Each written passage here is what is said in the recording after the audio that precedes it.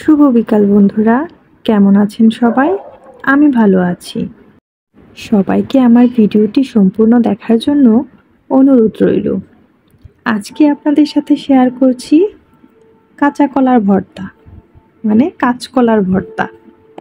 সর্ষে দিয়ে কাঁচকলার ভর্তা করব আজকে। প্রথমে কাঁচকলাটা ছুলে নিচ্ছি।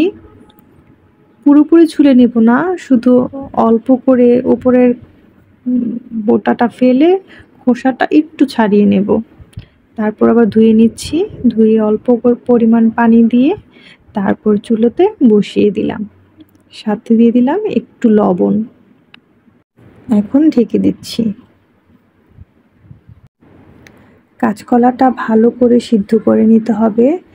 এখন কিছুক্ষণ পর একটু উল্টে দিলাম কলাগুলো যেন ভালো মতো সেদ্ধ হয়।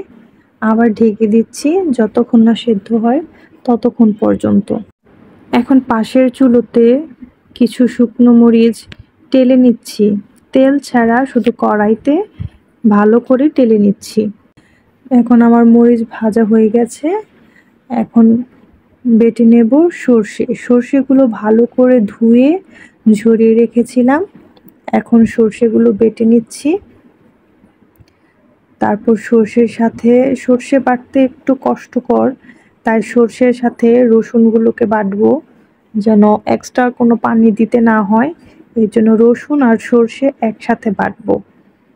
হয়ে গেছে আমার রসুন আর সর্ষে বাটা। এখন আমি বেটে নিব মরিচগুলো। শুকনো মরিচগুলো ভেজে রেখেছিলাম, সেই শুকনো মরিচগুলো এখন আমি বেটে নেব। খুবই মুচমুচে হয়েছে। বেটে নিচ্ছি শুকনো মরিচ। আমার মরিচ বাটাও হয়ে গেছে, দেখতে পাচ্ছেন আপনারা। একদম সর্বশেষে বেটে নেব কাঁচকলা। কলাগুলো বেটে নেব। খুবই নরম হয়েছে, সেদ্ধ হয়েছে খুব সুন্দর, বাটতে কোনো কষ্ট হয় না। ভর্তাতে যে যে উপকরণগুলো দিয়েছি তা হলো রসুন, সর্ষে, শুকনো মরিচ আর কাঁচকলা। প্রতিদিনই একটা না একটা ভর্তা করার চেষ্টা করি। এই তো হয়ে গেছে আমার কাঁচকলার ভর্তা। একবারে শেষে সবগুলো একসাথে মিশিয়ে নিয়ে আবার একটু বেটে নিচ্ছি। এই হয়েছে ভর্তা, কাঁচকলার ভর্তা। কেমন হয়েছে বন্ধুরা দেখে জানাবেন। এখন খেয়ে নিচ্ছি। খুবই মজা হয়েছে, ঝাঁস হয়েছিল, সর্ষের ঝাঁসগুলো লাগছিল আর খুবই ঝাল মজা, খুবই ভালো লাগছিল। সম্পূর্ণ ভিডিওটি দেখার জন্য আপনাদেরকে অসংখ্য ধন্যবাদ। অবশ্যই লাইক, কমেন্ট, শেয়ার করে আমার পাশে থাকবেন এবং সকলের সুস্থতা কামনা করছি। ধন্যবাদ বন্ধুরা।